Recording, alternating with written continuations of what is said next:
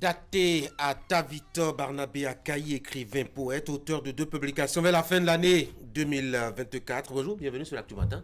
Bonjour Tanguy, bonjour chers amis téléspectateurs. Merci de venir nous dire 2 mots au sujet de ces 2 dernières publications. Mais avant d'entrer dans le fond de vos 2 recueils, 2 mots à votre sujet. Des publications en série pendant quelques années, puis le ralentissement. Est-ce que c'est l'essoufflement de l'inspiration ou l'ennui de la routine? Ce qui est sûr, ce n'est pas l'essoufflement L'inspiration. de l'écriture plutôt, parce que je n'ai jamais été inspiré. Et je considère l'art d'écrire comme étant un métier. Et quand on est professionnel, on acquiert chaque jour la connaissance, on peaufine, on affûte et on devient chaque jour meilleur qu'hier. Et donc, je ne dirais pas que j'ai eu une sorte de panne d'inspiration, mais j'avais fait une pause pour voir si j'avais des raisons sérieuses pour continuer l'écriture. Mais avant de répondre véritablement, je devrais présenter toutes mes condoléances à la nation béninoise. D'abord parce que je suis enseignant et j'ai perdu un ministre. Yves Kouaro-Chabi. Yves Kouaro-Chabi, très bien. Ensuite, hier, on a eu encore un autre décès. Il faut avouer que presque chaque jour, des gens meurent. Mais quand des gens qui ont consacré leur vie à la nation arrivent à trépasser, il est important qu'on fasse une pause pour leur rendre cet hommage-là. Voilà. Et je profite en même temps pour rendre hommage à ceux qui tombent chaque jour au front, au nord, par rapport à ce que nous vivons, par rapport au terrorisme. Voilà. Donc, bon, merci beaucoup. Et vous avez prévu en tout cas d'arrêter à 40 ans? C'est effacé entre-temps. Est-ce que j'ai prévu d'arrêter à 40 ans? C'est ce que je viens de dire. J'ai dit qu'autour de 40 ans, j'allais faire une pause pour voir si j'avais des raisons de continuer à écrire. J'ai fait la pause et ça coïncidait paradoxalement avec ma reprise d'études parce que j'avais arrêté les études il y a très longtemps, dans les années 2000, et j'ai repris autour des années 2020, disons. Donc j'ai repris ma maîtrise, mon master, et là je suis en thèse et j'espère qu'un jour je finirai par soutenir. On va prier avec vous, on va vous soutenir en tout cas. En entrant dans le recueil, la beauté de ton cou et l'espoir de la terre. Vous célébrez un peu l'amour, vous êtes aussi partagé par un sentiment de contradiction, le contraste lumière, obscurité, deuil et vie, flamme noire. C'est ainsi que vous vous définissez. C'est ainsi que la poésie se définit. La poésie est à la recherche du feu, de la lumière. Et avant l'Antiquité grecque, mais restons au niveau de l'Antiquité grecque avec les mythes de Zeus, de Prométhée, avec cette histoire de feu qu'on va voler chez Zeus, tout ça. Et donc, nous sommes à la recherche du feu, de la lumière, de la connaissance, de l'intelligence. Et aujourd'hui, d'ailleurs, on parle d'intelligence artificielle, mais la vraie intelligence est intérieure, c'est la lumière intérieure, c'est cette lumière que certains croyants appellent l'Esprit Saint, dont on a recherche de cet Esprit Saint-là. Et donc, le poète est celui-là qui se charge d'aller piocher le feu où qu'il se trouve. Voilà. Mais qui vous connaît, qui connaît votre explosivité, votre chaleur, votre joie de vivre, on se demande à quel moment ces coups de noix arrivent à se saisir de votre âme, de votre plume. Alors, il y a beaucoup de poètes qui disent que quand je vous parle de moi, je vous parle de vous. En réalité, le jeu n'est pas forcément l'identité du poète. Le jeu est chaque être humain qui, chaque jour, perd quelqu'un dans sa vie. Par exemple, par rapport au deuxième test, thèse de son, ce qui me retient dans ton tombeau, il y a ces femmes-là chaque jour qui, en voulant faire mettre un enfant au monde, malheureusement, soit c'est elle-même qui part, soit c'est l'enfant qui part, ou alors l'enfant naît et juste après l'enfant repart. Alors il y a ces malheurs-là qui arrivent chaque jour aux gens, c'est pas forcément à moi. Et donc je me dis, il faudrait qu'en tant que poète, j'essaie de fouiller également ces zones-là de deuil et qui malheureusement nous frappent chaque jour. Opposition aussi des images jusqu'à l'entre-gens même de l'histoire. Alors, aux pages 60 et 61, vous avez écrit ceci, d'abord 60, au retour du jardin d'Éden, ton cou avale gaiement la pomme de travers, ton œil s'ouvrit en même temps que Dieu ferma ses yeux ovales, donne-moi la clé des fleurs de ton cœur qui rit. Et puis, il est écrit sur ton cou et dans la Genèse, rien n'avala la pomme alors que le serpent était vaincu par l'homme. Il fallut que le temps émietta mon cœur pour qu'il croqua la fraise. Vous regrettez l'ordre établi, l'ordre des choses. Bon, vous savez, le poète est à la recherche du paradis perdu. Et donc, je l'ai dit tout à l'heure, nous sommes à la recherche du meilleur chaque jour. Et donc, le poète, je ne parle pas de regret, parce que vivre de regret, c'est comme si on n'est pas heureux. Un homme, de mon point de vue responsable, ne devait pas regretter. Parce que l'homme, comme Gemma le dit, réfléchit et agit. Et quand on réfléchit, on agit, on continue. On n'a pas le temps de regretter.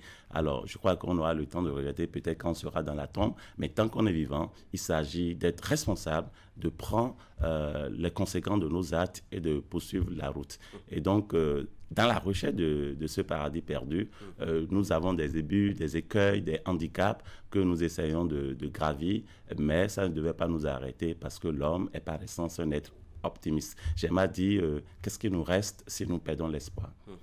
Oui, mais il arrive que des événements de la vie contraignent certaines... Enfin, leur arrachent carrément cet espoir-là. Oui, c'est vrai, c'est vrai. Mais au plus profond de ce désespoir, on devait trouver la petite lumière qui devait nous faire remonter et nous ramener à la surface pour continuer à vivre. Parce que notre vie, moi j'aime à le dire, si on n'a malheureusement pas de handicap sur notre route, on devait prier pour les avoir, parce que c'est grâce à ces handicaps-là, c'est grâce à ces épreuves-là, malheureuses parfois, que nous arrivons à grandir. On ne peut pas grandir si on n'a pas accompli des actes d'une grandiosité étonnante. Allez, dans votre second recueil, tes yeux sont ce qui me retient dans ton tombeau. On vous retrouve avec un peu plus de gaieté, avec votre amour, votre attachement aux conditions tropicales africaines. Je dois dire l'engagement du poète. Oui, c'est un poème engagé. Pas forcément dans le sens politique du terme, mais engagé parce que on revoit des pans de vie du poète, des pans de vie de son entourage, cet amour, cet attachement à l'Afrique, à l'humanité tout court. Et d'ailleurs, il y a un propos liminaire qui situe un certain nombre de choses. Par exemple, il y a un débat qui a eu lieu pendant longtemps et qui continue d'avoir lieu d'ailleurs, ce paradoxe où on se demande comment se fait-il que ici, voilà, l'Afrique est le berceau de l'humanité et malheureusement on ne se rend pas compte que ça veut dire que nous sommes le début de toute chose. Et aujourd'hui, nous sommes presque à la traîne dans chaque domaine et il faudrait qu'on reprenne cette place-là, pas au détriment des autres, mais pour propulser les autres. Est-ce que notre fort attachement à la nature, à la religion, etc., n'est pas aussi quelque part ce handicap qui nous fait traîner les pas derrière l'humanité? Pas du tout. Justement, je crois plutôt que nous avons une sorte de désintéressement à cette nature-là. Parce qu'on considère que la nature est faite fondamentalement de 4 éléments de manière simplifiée. Le feu, l'air, l'eau et la terre. Alors, que soit en physique, en chimie ou en biochimie ou au niveau de l'anatomie humaine, ces éléments-là nous constituent et la maîtrise de ces éléments nous permet plutôt d'avancer. Et justement, nous avons tendance à délaisser cette maîtrise-là. Et c'est ce que nos ancêtres faisaient. Nos ancêtres ne parlaient pas de feu, ils parlaient de Vodou Rebioso par exemple, ils ne parlaient pas de la terre, ils parlaient de Vodou Sapata par exemple, ils ne parlaient pas d'eau, ils parlaient de Vodou Torosu par exemple, et ils ne parlaient pas d'air, ils parlaient de Vodou Dan par exemple. Et donc la déification de ces éléments de la nature fait que nous avons du respect à la nature, et justement le respect à la nature fait qu'on est obligé de connaître davantage la nature pour pouvoir la dompter. Mais aujourd'hui, on a tendance à ne plus respecter la nature. C'est vrai qu'il y a les spécialistes en écologie qui font un travail, mais ça doit être le travail de tout le monde. Et le poète est avant tout un amant de la nature. Daté à ta Victor Barnabé. Merci beaucoup d'être venu sur mon plateau. Le temps est vraiment vite parti, je sais pas. Ah oui, c'est fini déjà. Oui, oui. Mais qu'il me soit permis quand même de remercier tous ceux qui m'ont formé. Et tout récemment, l'inspecteur Apollinaire Gbazaou qui a reçu une distinction par rapport au FINAB 2025 dans la catégorie littérature. Bien entendu, un coup d'œil aussi à Emas Baridi qui a mis en scène Madeleine, le chroniqueur du PR et qui a reçu la distinction dans le domaine du théâtre. Il faut avouer que ma dernière visite ici date justement de ce prix du président de la République que j'ai reçu en 2017. On ne rajeunit pas du tout. Oui, presque 7-8 ans. Parce que je me souviens, c'était le 7 novembre 2017 et le lendemain, en même temps, Tanguy Agoy m'a reçu ici. J'étais assis de l'autre côté et c'était... Vous avez les souvenirs exacts. C'était très bien. Donc, c'est le lieu pour moi de remercier Canal 3 qui fait un travail formidable. Et ma prière pour Canal, c'est de survivre parce qu'on n'a pas l'habitude de survivre pour les initiatives ici au Bénin. Merci beaucoup à vous. C'est moi. Daté à Tavita C'est moi.